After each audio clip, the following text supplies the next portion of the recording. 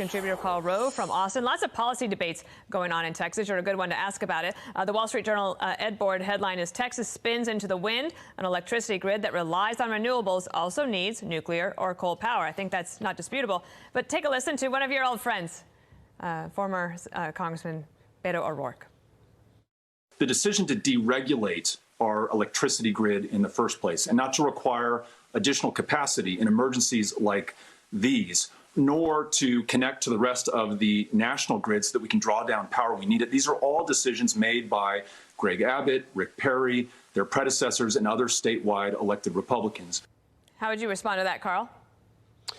Well, first of all, he's running for governor, so be careful. And second of all, these decisions were made in the 90s when we had a Democrat legislature, a Democrat lieutenant governor, a Democrat speaker of the House, and a Republican governor. So, and some of what he says is frankly baloney. Our capacity in Texas is 83,000 megawatts of energy that we can produce. That's our winter capacity. We need generally about peak demand 57,000 megawatts during the normal winter. This is not a normal winter. And our wind capacity is 30,000 megawatts out of that 83,000 total. The wind over the last week has fallen from providing 42% of our energy to 8% of our energy needs because the turbines are freezing up. They don't work in these kind of conditions. Gas we now have producing 43,800, coal 10,800, nuclear, solar, and wind the balance. But our demand is much higher than normal. And look, take a look at this. Monday of last week through Tuesday of this week, as the Wall Street Journal pointed out, the juice being generated by wind dropped 93%. It went from providing 42% of our total energy needs to providing 8%.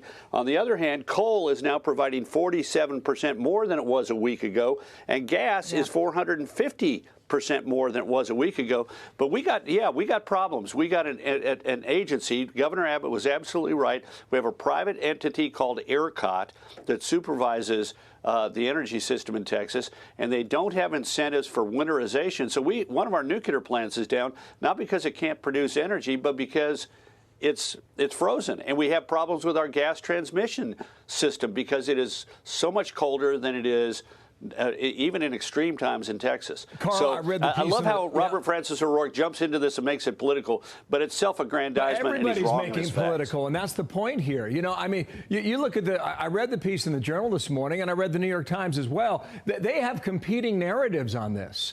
And you listen to Alexandria Ocasio-Cortez, this is an opportunity for those who believe that global warming should change the face of America to jump on the issue, and they're taking their shot.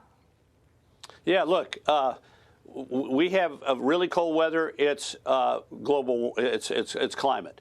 If climate distress. We have a really hot day. It's climate and distress. We have a hurricane. It's climate and distress. Look, we have cold winters. This is unusually cold, but we've had colder winters in the past. What we ought to be looking at is not how to advance one's political career, but what are the problems in the system that are wrong. And one is ERCOT needs to have incentives for winterization. They basically discourage power generators from winterizing because it's an additional cost they can't build into the cost that they then pass along. It's almost like reckless endangerment on that. We also want to talk to you about the recently departed Rush Limbaugh. Listen to Hannity last night. Whenever Rush spoke, tens and tens of millions of Americans listened. He had an amazing, unapologetic presence, was always authentic, a true original, genuine. Never, ever let his detractors slow him down. He did it with his mischievous humor.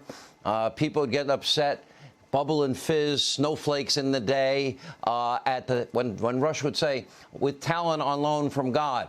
That's so arrogant. Not really. He's admitting all great talent comes from God. And he always fought for what he believed in. Karl, just about 24 hours since his passing, and I know that you were close friends with him, did a lot of politics around him and with his show, and you also filled in for him once.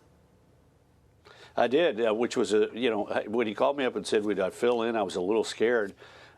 He told me, just prepare a lot of material. He told me how to do it.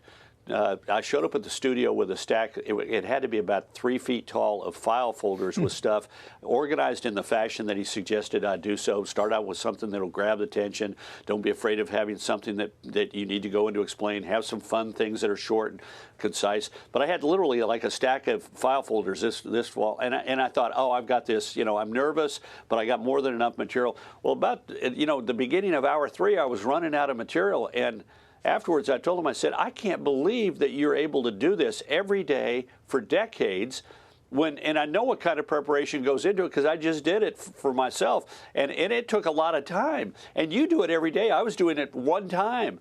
And that was because he had a facile mind, a curious mind. He knew how to organize information. He asked good questions of people that he had confidence in. But, Hannity touched on something important. He had a great sense of humor. He's a very private guy, a very low-key guy, but he had a wonderful sense of humor, and it informed a lot of what he said and how he operated. He had a big laugh, too. Thank you.